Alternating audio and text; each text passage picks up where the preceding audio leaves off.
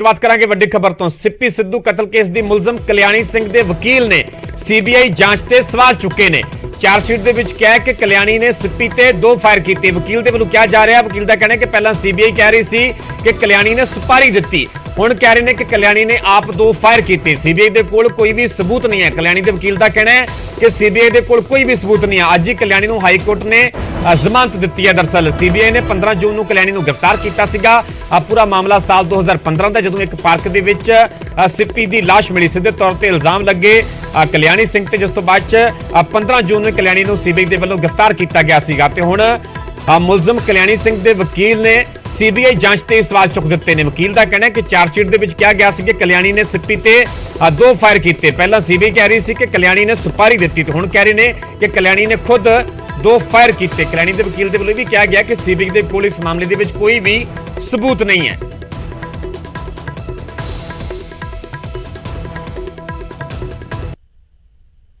सिद्धू की जानकार high court तो बेल मिली है कल्याणी नूं और 6-7 साल पुराना मामला सी।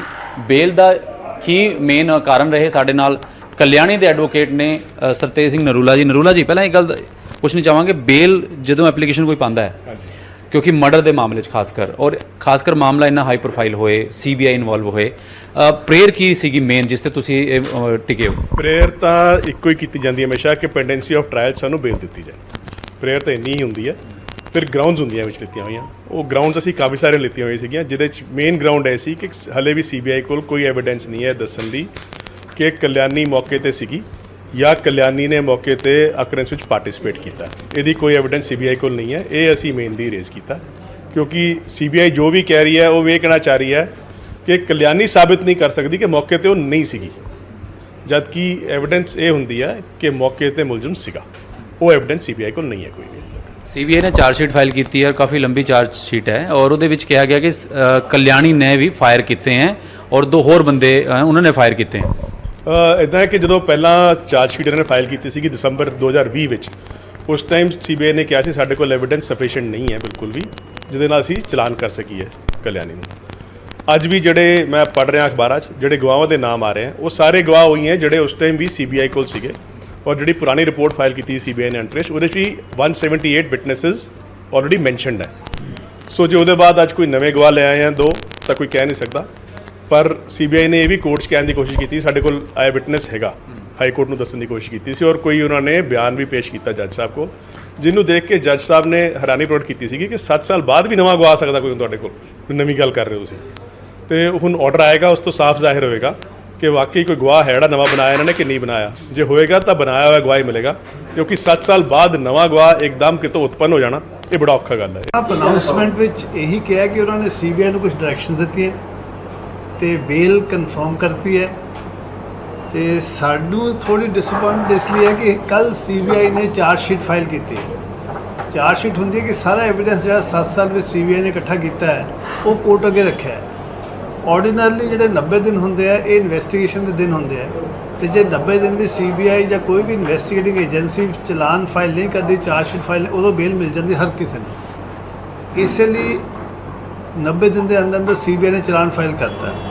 तो आम तौर पर जिथे हीनस क्राइम हो मर्डर हो बेल कंसीडर करते हैं कि जो एविडेंस इन्वेस्टिगेटिंग एजेंसी ने इकट्ठा किया है उस इस केस में वो ना ही तो प्रोसिक्यूशन को तो चलो सी बट वो कोर्ट में दिखा नहीं सके क्योंकि उन्होंने हले चार्जशीट पास नहीं सी की फिर उत्थे की। पटिशनर कल्याणी सिंह के लॉयर्स को भी मटीरियल नहीं सी, उन्होंने सिर्फ इसलिए बहस की कि साड़ी अनट्रेस रिपोर्ट सीबीआई ने पहला 2 साल दी हो, इस करके सानू बेल दे दो। लुक्स लाइक कि वही कंसीडरेशन वे किया कोर्ट नाल। साड़ी रिक्वेस्ट थी कि जो एविडेंस आना है सीबीआई कह रही है वो वेट कर लो, कोर्ट ने वो वेट नहीं की। इसे खबर ते होर ज़्यादा जानकारी लिए साडे सहयोगी उमेश शर्मा जुड़े हुए हैं। उमेश, जिथे कि मुलजम कल्याणी सिंह के वकील दे सीधे तौर पर सीबीआई जांच के हुण सवाल चुके जा रहे हैं, विस्तार नाल समझना चाहांगे कि आखिरकार तर्क की दिता जा रहा है, इसके पिछे इन्हां इल्जामां दे पिछे आधार की है वकील दा? देखो परमिंदर, अज कोर्ट का फैसला आया, जी बहस है वो पहले हो चुकी सी और जो बहस कंप्लीट हो जाती है, आर्गूमेंट कंप्लीट होंगे उसके बाद फैसला रिजर्व रखा गया सी कोर्ट वालों। अज आया प्रोनाउंसमेंट और प्रोनाउंसमेंट से सिर्फ 2 शब्द होंगे ने, अलाउड या डिसमिस। अलाउड का मतलब होंदा है कि कल्याणी की जी बेल की एप्लीकेशन है कोर्ट ने मान ली है, ਔਰ ਜਦੋਂ ਕੋਰਟ ਵਿੱਚ ਵੀ ਸੁਣਵਾਈ ਦਾ ਦੌਰ ਚੱਲਿਆ ਸੀ ਤਾਂ ਸੀਬੀਆਈ ਦੇ ਵੱਲੋਂ ਕਿਹਾ ਗਿਆ ਸੀ ਕਿ ਸਾਡੇ ਕੋਲ ਪ੍ਰੂਫ ਨੇ ਔਰ ਗਵਾਹ ਨੇ ਜਿਹੜੇ ਤਸਦੀਕ ਕਰਦੇ ਨੇ ਵੀ ਕਲਿਆਣੀ ਦੀ ਇਨਵੋਲਵਮੈਂਟ। ਔਰ ਚਾਰਜ ਸ਼ੀਟ ਜਿਹੜੀ ਹੈਗੀ ਹੈ ਸੀਬੀਆਈ ਨੇ ਕੱਲ ਹੀ ਫਾਈਲ ਕੀਤੀ ਔਰ ਚਾਰਜ ਸ਼ੀਟ ਵਿੱਚ ਇੱਕ ਨਵੀਂ ਚੀਜ਼ ਜਿਹੜੀ ਸਾਹਮਣੇ ਆਈ ਹੈ, ਸੀਬੀਆਈ ਵੱਲੋਂ ਇਹ ਕਿਹਾ ਗਿਆ ਕਿ ਕਲਿਆਣੀ ਨੇ ਵੀ 2 ਫਾਇਰ ਕੀਤੇ ਨੇ ਔਰ 2 ਫਾਇਰ ਕਿਸੇ ਹੋਰ ਨੇ ਕੀਤੇ ਨੇ। ਹਾਂ, ਅੱਜ ਜਦੋਂ ਗੱਲ ਹੋਈ ਹੈ ਕਲਿਆਣੀ ਦੇ ਐਡਵੋਕੇਟ ਨਾਲ, ਉਹਨਾਂ ਦਾ ਕਹਿਣਾ ਕਿ ਪਹਿਲਾਂ ਸੀਬੀਆਈ ਨੇ ਅਨਟ੍ਰੇਸ ਰਿਪੋਰਟ ਫਾਈਲ ਕੀਤੀ ਸੀ, ਫਿਰ ਕਹਿੰਦੇ ਜੀ ਕਲਿਆਣੀ ਨੇ ਮਰਡਰ ਕੀਤਾ, ਲੇਕਿਨ ਸਬੂਤ ਕਿੱਥੇ ਨੇ? ਔਰ ਜਦੋਂ ਟ੍ਰਾਇਲ ਸ਼ੁਰੂ ਹੋਏਗਾ ਹੁਣ ਉਸ ਵਿੱਚ ਅੱਗੇ ਕੇਸ ਵਧੇਗਾ। ਦੂਜੇ ਪਾਸੇ ਅੱਜ ਟਿੱਪੀ ਦੇ ਫੈਮਿਲੀ ਦੇ ਵਕੀਲ ਜਿਹੜੇ ਆਰਐਸ ਬੈਂਸ ਨੇ, ਸੀਨੀਅਰ ਐਡਵੋਕੇਟ ਨੇ, ਉਹਨਾਂ ਨੇ ਵੀ ਪ੍ਰੈਸ ਕਾਨਫਰੰਸ ਕੀਤੀ। ਉਹਨਾਂ ਨੇ ਕਿਹਾ ਕਿ ਬੇਲ ਤਾਂ ਚਲੋ ਠੀਕ ਹੈ, ਇੱਕ ਰਾਈਟ ਹੁੰਦਾ, ਲੇਕਿਨ ਜਿਸ ਹਿਸਾਬ ਨਾਲ ਸਾਡੇ ਐਵੀਡੈਂਸ ਨੇ ਔਰ ਸੀਬੀਆਈ ਵੱਲੋਂ ਕਾਫੀ ਇੱਕ ਮਜ਼ਬੂਤ ਕੇਸ ਬਣਾਇਆ ਗਿਆ, ਇੰਨੀ ਛੇਤੀ ਬੇਲ ਬਣਦੀ ਨਹੀਂ ਸੀ। ਹੁਣ ਦੇਖਣਾ ਹੋਏਗਾ ਕਿ ਕੋਰਟ ਦਾ ਜਿਹੜਾ ਡਿਟੇਲ ਆਰਡਰ ਹੈ, ਡਿਟੇਲ ਆਰਡਰ 'ਚ ਕੋਰਟ ਨੇ ਕੀ ਲੱਗਿਆ ਕਿ ਬੇਲ ਦੇ ਜਿਹੜੇ ਗਰਾਊਂਡਸ ਬਣੇ ਨੇ ਉਹ ਆਰਡਰ 'ਚ ਪਤਾ ਚੱਲਦੇ ਨੇ। ਉਹ ਜਿਹੜਾ ਆਰਡਰ ਹੈ ਉਹ ਦੇਰ ਸ਼ਾਮ ਜਾਂ ਕੱਲ ਤੱਕ ਆਏਗਾ। ਜੀ ਠੀਕ ਹੈ ਉਮੇਸ਼, ਫਿਲਹਾਲ ਦੀ ਪੂਰੀ ਜਾਣਕਾਰੀ ਤੁਹਾਡਾ ਬਹੁਤ ਬਹੁਤ ਧੰਨਵਾਦ। ਦਰਅਸਲ ਸਿੱਪੀ ਸਿੱਧੂ ਕਤਲ ਕੇਸ ਹੈ ਤੇ ਇਸੇ ਹੀ ਕਤਲ ਕੇਸ ਦੇ ਵਿੱਚ ਮੁਲਜ਼ਮ ਕਲਿਆਣੀ ਸਿੰਘ ਦੇ ਵਕੀਲ ਦੇ ਵੱਲੋਂ ਸੀਬੀਆਈ ਜਾਂਚ ਤੇ ਸਵਾਲ ਚੁੱਕੇ ਗਏ ਨੇ। ਵਕੀਲ ਦਾ ਇਹ ਕਹਿਣਾ ਹੈ ਕਿ ਚਾਰਜ ਸ਼ੀਟ ਦੇ ਵਿੱਚ ਕਿਹਾ ਗਿਆ ਕਲਿਆਣੀ ਨੇ ਸਿੱਪੀ ਤੇ 2 ਫਾਇਰ ਕੀਤੇ। ਪਹਿਲਾਂ ਸੀਬੀਆਈ ਕਹਿ ਰਹੀ ਸੀ ਕਿ ਕਲਿਆਣੀ ਨੇ ਸੁਪਾਰੀ ਦਿੱਤੀ ਹੈ, ਵਕੀਲ ਦਾ ਕਹਿਣਾ ਹੈ। ਦਰਅਸਲ ਅੱਜ ਹੀ ਕਲਿਆਣੀ ਨੂੰ ਹਾਈ ਕੋਰਟ ਤੋਂ ਜ਼ਮਾਨਤ ਮਿਲੀ ਹੈ, ਹਾਲਾਂਕਿ ਵਿਸਥਾਰ ਦੇ ਨਾਲ ਪੂਰਾ ਫੈਸਲਾ ਆਉਣਾ ਬਾਕੀ ਹੈ। ਉਸ ਤੋਂ ਬਾਅਦ ਸਾਫ਼ ਹੋਵੇਗਾ ਕਿ ਆਖਰਕਾਰ ਕੀ ਆਧਾਰ ਰਿਹਾ ਇਸ ਜ਼ਮਾਨਤ ਦੇ ਪਿੱਛੇ।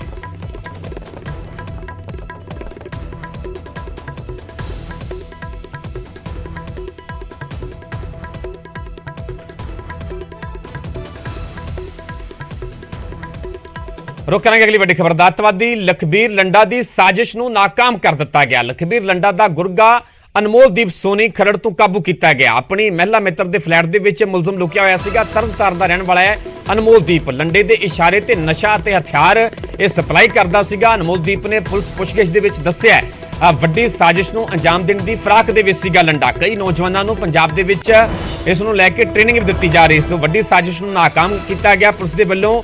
ਅੱਤਵਾਦੀ ਲਖਬੀਰ ਲੰਡਾ ਦੀ ਵੱਡੀ ਸਾਜ਼ਿਸ਼ ਨਾਕਾਮ ਹੋਈ ਹੈ। ਲਖਬੀਰ ਲੰਡਾ ਦਾ ਗੁਰਗਾ ਅਨਮੋਲਦੀਪ ਸੋਨੀ ਖਰੜ ਤੋਂ ਕਾਬੂ ਕੀਤਾ ਗਿਆ, ਜਿਸ ਦੀਆਂ ਅਸੀਂ ਇਹ ਤਸਵੀਰਾਂ ਵੀ ਵਿਖਾ ਰਹੇ ਹਾਂ। ਆਖਰਕਾਰ ਹੁਣ ਇਹ ਪੁਲਿਸ ਦੀ ਗ੍ਰਿਫਤ ਵਿੱਚ ਹੈ ਅਨਮੋਲਦੀਪ, ਜਿਹੜਾ ਕਿ ਲਖਬੀਰ ਲੰਡਾ ਦਾ ਗੁਰਗਾ ਹੈ।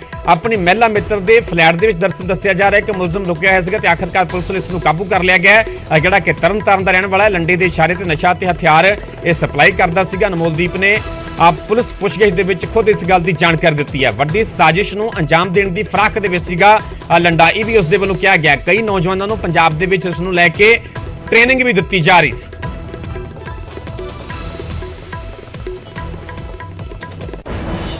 रुक करेंगे अगली खबर का। एमपी सिमरनजीत सिंह मान के वालों बड़ा इल्जाम लगाया गया है।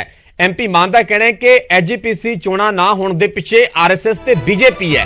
कई साल तो चोणां ना होने ते उन्होंने सवाल चुके ने। उन्होंने कहना है कि एचजीपीसी एक जमहूरी संस्था बने, एचजीपीसी चोणां जल्द करवाईयां जाण। एचजीपीसी चोणां जल्द करवाउण दी एमपी मान के वालों मंग रखी गई है। 15 तरीक नूं हरिमंदर साहिब दे विच वड्डी कॉन्फ्रेंस करन दा भी ऐलान किया गया। 15 तरीक नूं यूएन हैडकुआटर ते भी साडी पार्टी मुजाहरा कर रही है। भी जानकारी दी गई एमपी मान के वालों। एचजीपीसी चोणां का मुद्दा चुकया गया है। सिमरनजीत सिंह मान के वालों सीधे तौर पर इल्जाम लगाए गए हैं कि एचजीपीसी चोणां ना होने के पिछे आरएसएस ते बीजेपी है। कई साल तो चोणां ना होने पर सवाल चुकते हैं किया है कि एचजीपीसी एक जमहूरी संस्था बने, एचजीपीसी चोणां जल्द करवाईयां जाण। मंग कर रहे हैं कि एचजीपीसी चोणां जल्द तो जल्द करवाईयां जाण।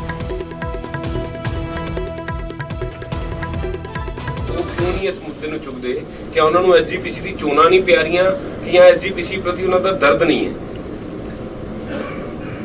ਜੇ ਉਹ ਸਿੱਖ ਹੋਣ ਤਾਂ ਉਹ ਬੋਲਣ ਮੇਰੇ ਨਾਲ।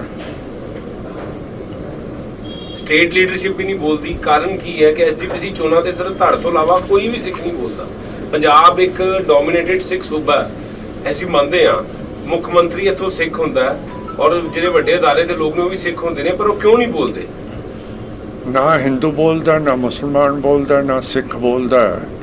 ਜਮਹੂਰੀਅਤ ਤਾਂ ਸਾਰਿਆਂ ਦੀ ਸਾਂਝੀ ਚੀਜ਼ ਹੈ, ਕੋਈ ਵੀ ਨਹੀਂ ਬੋਲ ਰਿਹਾ ਇਹਦੇ ਉੱਤੇ। ਇਹੀ ਸਵਾਲ ਤਾਂ ਮੈਂ ਤੁਹਾਡੇ ਕੋਲ ਕਰ ਰਿਹਾ ਕਿ ਕੀ ਸਮਝਦੇ ਹੋ ਕੌਣ ਹੈ ਪਿੱਛੇ ਇਹਦੇ ਪਿੱਛੇ ਹੈਗੇ ਹੈ ਜਿਹੜੀ ਕੱਟੜਵਾਦੀ ਬੀਜੇਪੀ ਆਰਐਸਐਸ ਤੇ ਹਿੰਦੂਤਵਾ ਸਾਰਿਆਂ ਦੇ ਦਿਮਾਗ ਤੇ ਚੜੀ ਹੋਈ ਹੈ। ਆਪਣੀ ਐਸਜੀਪੀਸੀ ਏਡੀ ਐਡਵਾਂਸ ਸੀਗੀ ਕਿ ਸਾਨੂੰ ਬੀਬੀਆਂ ਨੂੰ ਵੀ ਬਰਾਬਰ ਦੇ ਹੱਕ ਦਿੱਤੇ ਗਏ ਸੀਗੇ। ਹੁਣ ਪਿਛਲੇ 11 ਸਾਲ ਤੋਂ ਗਵਰਨਮੈਂਟ ਆਫ ਇੰਡੀਆ ਜਿਹਦਾ ਰਿਸਪੌਂਸਿਬਿਲਿਟੀ ਜ਼ਿੰਮੇਵਾਰੀ ਹੈ ਇਹ ਇਲੈਕਸ਼ਨ ਕਰਾਉਣ ਦੀ, ਉਹ ਅਜੇ ਇਲੈਕਸ਼ਨ ਨਹੀਂ ਕਰਾ ਰਹੀ ਹੈਗੀ। ਇਸ ਕਰਕੇ ਅਸੀਂ ਸਿੱਖ ਤੜਫੇ ਹੋਏ ਹੈ ਕਿ ਜਦੋਂ ਸਾਨੂੰ ਨਹਿਰੂ ਨੇ ਕਿਹਾ ਸੀਗਾ ਕਿ ਤੁਹਾਨੂੰ ਸਾਰਾ ਕੁਝ ਮਿਲ ਜੂਗਾ ਜੇ ਤੁਸੀਂ ਸਿੱਖ ਸਾਡੇ ਕਾਂਗਰਸ ਤੇ ਹਿੰਦੂਤਵ ਨਾਲ ਚੱਲੋਗੇ, ਤੁਹਾਨੂੰ ਇੱਕ ਇਹੋ ਜਿਹਾ ਅਸੀਂ ਕਿੱਤਾ ਦੇਵਾਂਗੇ ਜਿੱਥੇ ਤੁਸੀਂ ਆਜ਼ਾਦੀ ਦਾ ਨਿੱਘ